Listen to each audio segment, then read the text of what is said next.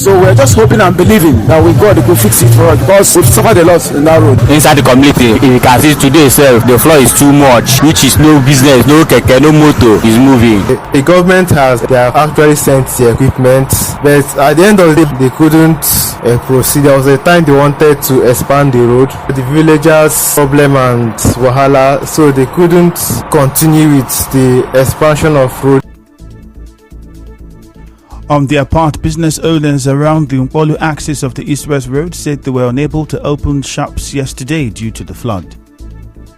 When it's raining, everywhere is flooded. We cannot see customers after some hours before we attend any customer. 2 weeks ago, they have come here and measured to expand the road, even to the drainage. They already told us they will come any moment from next month. They will come and start work on it.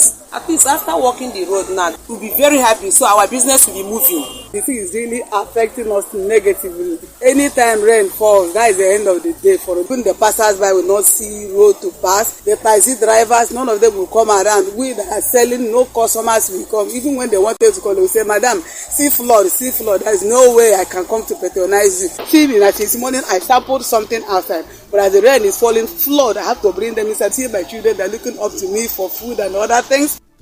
As you may know, the Nkpolu Junction axis of the East-West Road has continued to see flash floods 2 years after the road was reconstructed. Recall that the Ministry of Niger Delta Affairs didn't fix the road until 2021 after it had been in poor condition for about 3 years.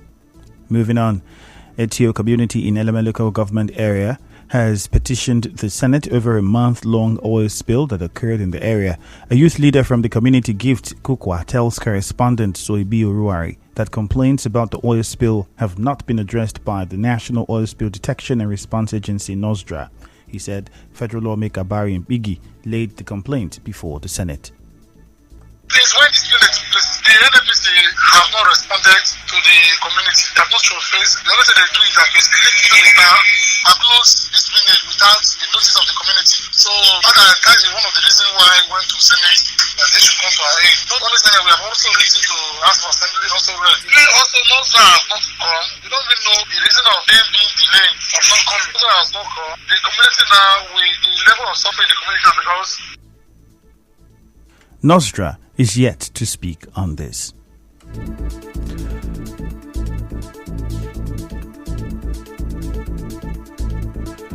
Still to come, Port Harcourt residents lament increase in school fees. Stay tuned.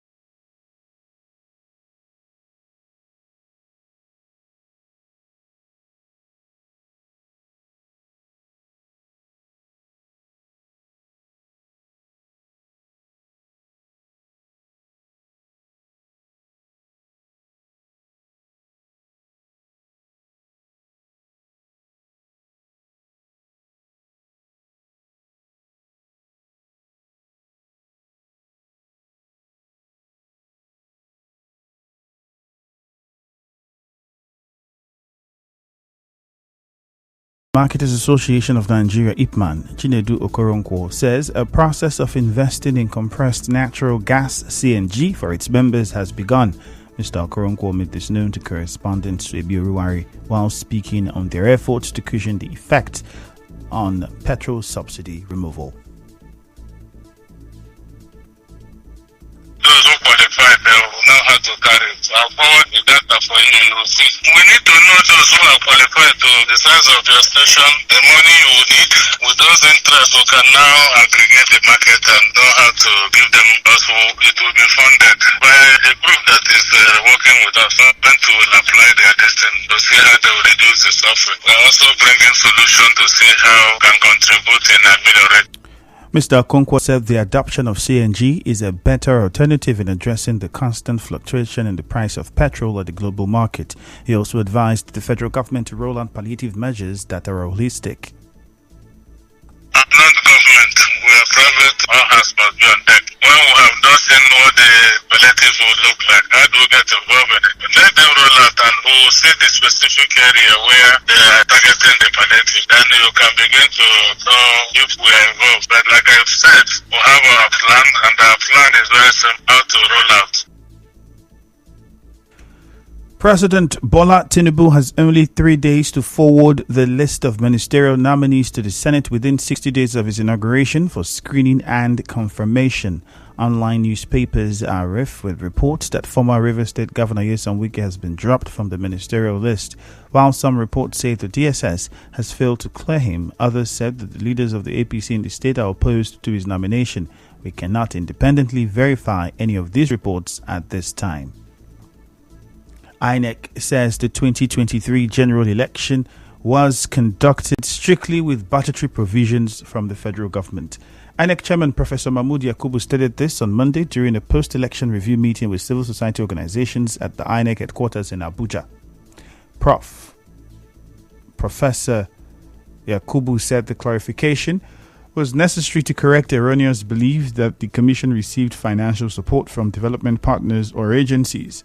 The INEC boss, however, emphasized that the support received from the international partners was indirect through civil society organizations and implementation partners on election duties. He expressed displeasure that only 67 election observer groups comprising 62 domestic and 5 foreign have so far submitted their report.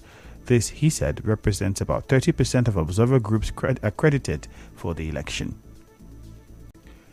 The Permanent Secretary, Ministry of Labour and Employment, Daju Kachalom, says child labor persists in Nigeria due to poverty and poor education. She said this while leading a road walk in Abuja on Monday to commemorate the World Day Against Child Labor. Ms. Kachalom said the rally is part of the federal government's efforts to deepen the campaign against the elimination of child labor in the country. She said over 43% of Nigerian children aged between 5 and 11 years are actively involved in child labor.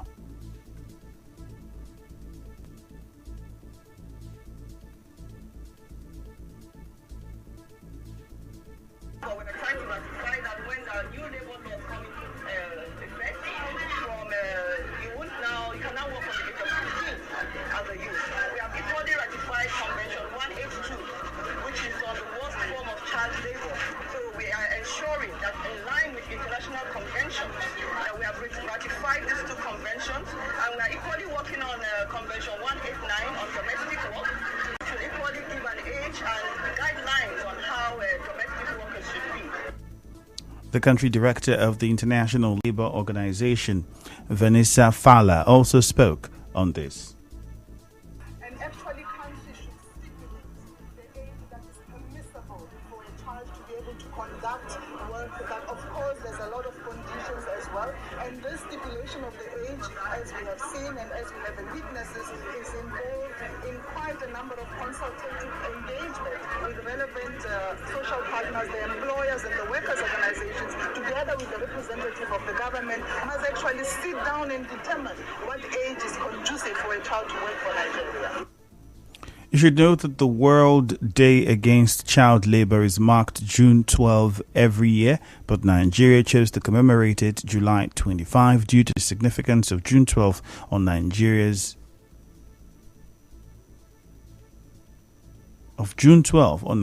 national history being Democracy Day.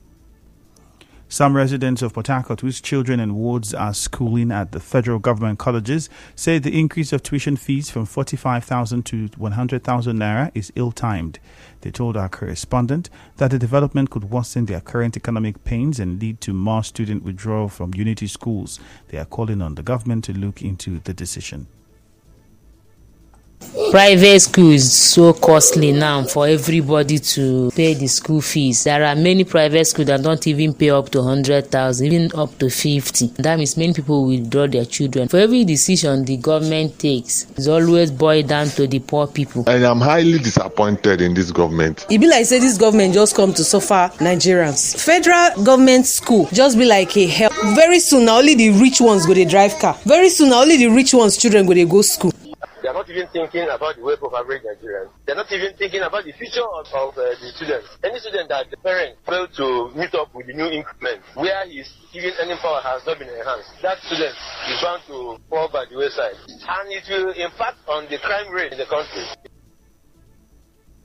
As you may know, the Federal Ministry of Education, through its circular on Friday, announced the increase of tuition fees of federal unity colleges to 100,000 naira.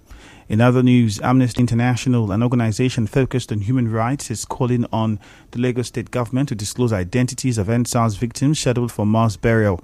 The organization's director, Issa Sanusi, in a statement on Monday, said the planned mass burial of 103 NSAS victims must be stopped and an investigation into the killings be carried out to prosecute the perpetrators.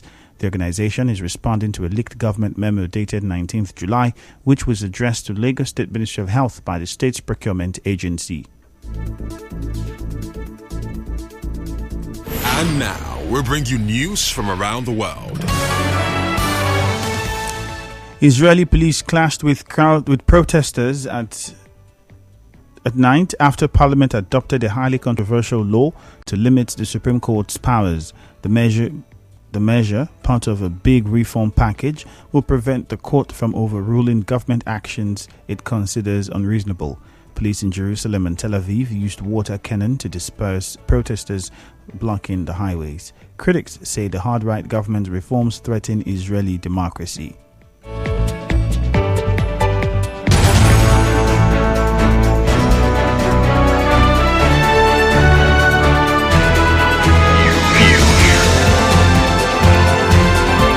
This is the news on 92.3 Nigeria Info.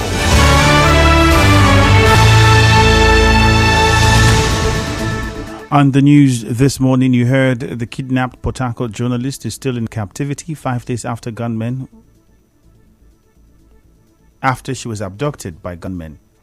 Flash floods grounded some businesses in some parts of Port Harcourt yesterday. Etio community in Eleme, Rivers State, has petitioned the Senate over a month-long oil spill. The NDDC has denied claims of demanding 30% kickbacks before payments to contractors. Oil marketers anticipate compressed natural gas to help cushion impact of petrol subsidy removal. On the foreign scene, more protests has continued as Israel limits Supreme Court powers. The news was edited by Chioma Ezewafo. Mostly cloudy weather in Port Harcourt this morning. Peace is the path to the prosperity of a nation. Let peace reign. My name is Efemi Andrew. Good morning.